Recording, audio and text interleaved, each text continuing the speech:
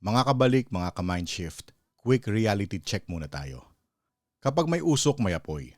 Pero ang tanong, sino ang handang magbukas ng ilaw para makita kung saan talaga nagmumula ang usok?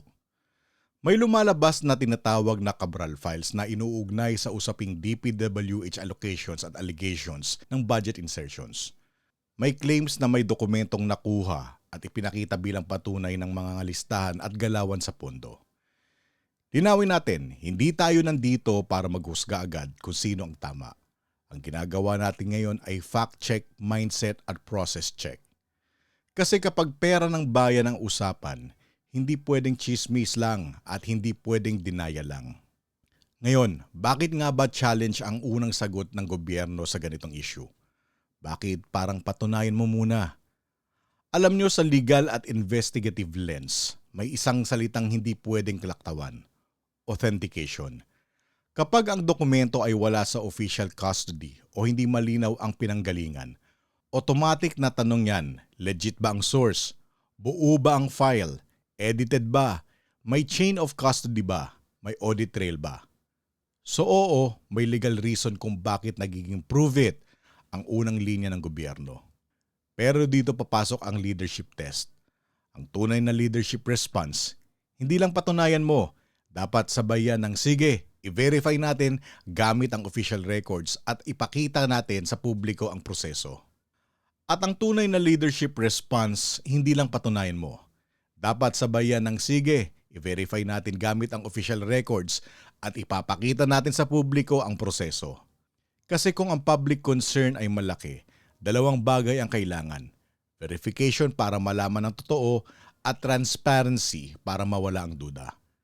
Alam nyo, kapag puro challenge lang ang naririnig ng tao, ang lumalabas defensive.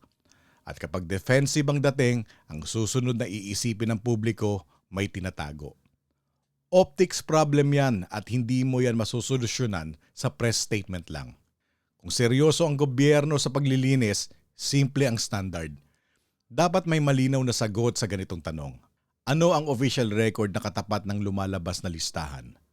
Paano ito i-cross-check? Ano ang findings ng forensic review kung meron? At kailan ilalabas? At kung may anomalya man, saan ito makikita? Sa implementation ba? Sa presyo? Sa contractor patterns? O sa mismong existence ng project? Diyan mo malalaman kung usok lang o may apoy talaga. At ito yung mas malalim, mga kabalik, mga ka-mindshift. Kung tayo hanggang scroll lang, tapos bahala na sila, walang mangyayari, hindi yan pagiging neutral, pagsuko yan. Sa demokrasya, ang accountability hindi lang trabaho ng journalist, opposition o kung sinong opisyal.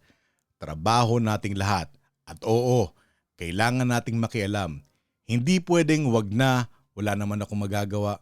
Alam nyo, mali yun.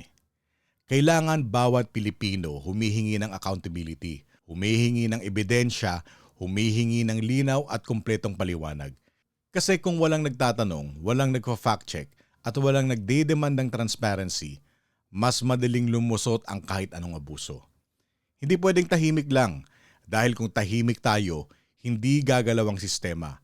At malinaw ito, may karapatan tayong magreklamo at magbantay, lalo na kung pera ng bayan ang usapan. Kung gusto natin ng maayos na bansa, hindi pwedeng spectator tayo, kailangan participant. Ngayon, ikaw ang tanong ko, mga kabalik, mga ka-mindshift. Para sa'yo, mas tama ba na challenge muna o dapat imbestiga agad with transparency? At anong ebidensya ang gusto mong unang ilabas para mawala ang duda? Official list, audit trail o forensic findings? Mag-comment ka, gusto ko marinig ang pananaw mo. At i-share mo ito, hindi para manira, kundi para magising ang diskurso. Kasi ang bansang tahimik sa tanong, maingay sa consequences. Magtanong, mag-fact check, makialam, mag-share. Ito ang Balik Values Mindshift.